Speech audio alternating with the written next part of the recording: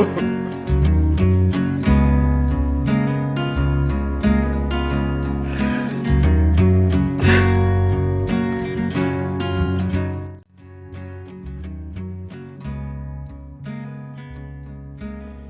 there was a void or a hole.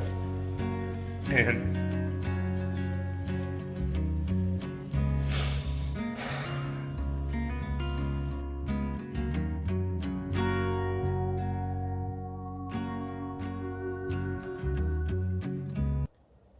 hello, this is Coach Jay.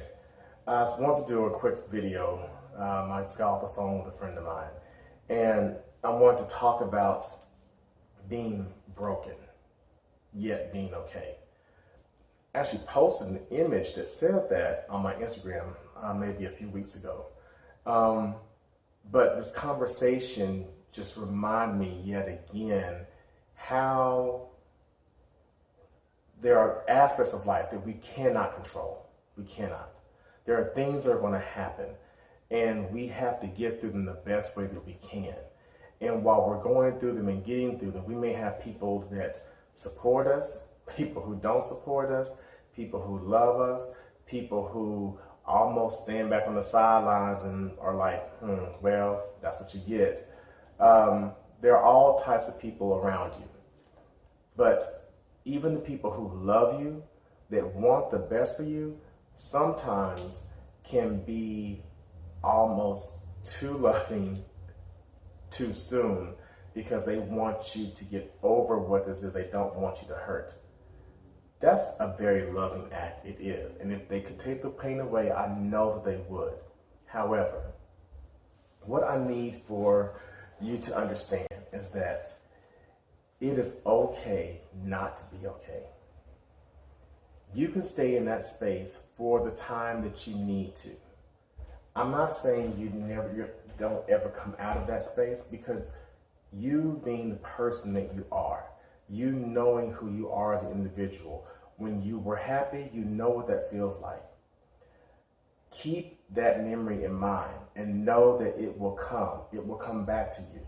You will be okay again. It's just going to take you some time.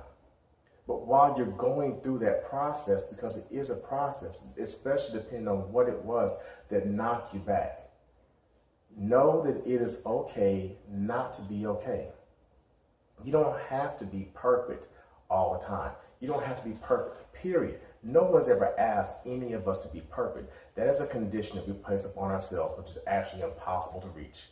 So why would you place an impossibility upon yourself? Relax. Do what you need to. Take classes, do readings, join a group, whatever it is. Go to church, talk to your pastor, get a really good friend that you can confide in. One that doesn't mind seeing you crying, one that doesn't mind hearing you cuss about it, and one that doesn't mind you explaining how it is that you feel better today, at that moment. It may not last all week, but today, at that moment, you feel the best you have in a while. Find someone that you can confide in and be that confidant for you, that sounding board. If you have to write it down, write it down. If you have to make a video of what you're going through, make a video of what you're going through. I went through something very damaging. I mentioned it last week on a video that I put up, and it was betrayal.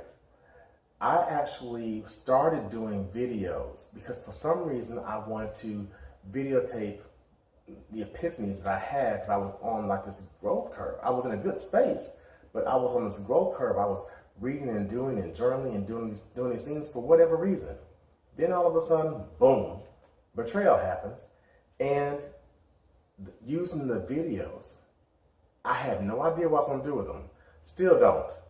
I don't really plan on putting them out there because some of them are so painful I can't even watch them. But the thing is, I was able to get it out. Emotions are made to move. That's why we cry. That's why we yell. That's why we scream. That's why we get mad. That's why we cuss. That's why we fuss. They're made to move. And so you have to move those emotions in whatever way they are. Even if it's laughter, you have to get it out. So please, for my friend And for anyone else who's out there who is going through something similar, understand that it is okay not to be okay. You're broken for a time being.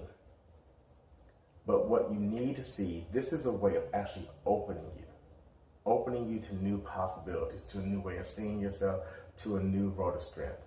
It doesn't sound good right now, and it's not easy. And honestly, I didn't even say that to my friend on the phone, because that's not what they called me for. They didn't need to hear that. They just needed me to sit there and listen. So before you go giving someone advice, if someone calls you, ask them, do you want me to sit and listen, or are you asking for my opinion? Because most of the time, they just want somebody to sit there and simply listen. You know and you hope that this person will be okay, but it's really not for you to know that. It's for them to know. They've got to figure out how it is that they will be okay. If you can ask them, okay, well, what do you want to do now? Is there something I can do to help you as you go on your road to recovery? That's the best thing that you can say. And that's exactly what I said to my friend.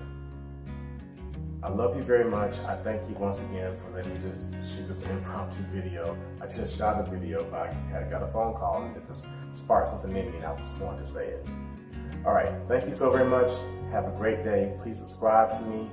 Share the videos with friends, families, co-workers, and always please understand, it is okay not to be okay, because one day you will be okay.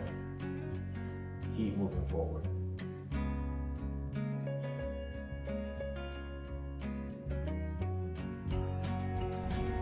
So, God, I'm just asking for you to bless me. I'm coming to you and thank you for everything that you've done, everything that you've done with me, everything you've done to me. There's so many things that I want to do. I really just need your strength right now to be able to push through and be able to get them done. I call upon you right now for the miracle of making things happen, creating, manifesting, bringing forth these things, these ideas that are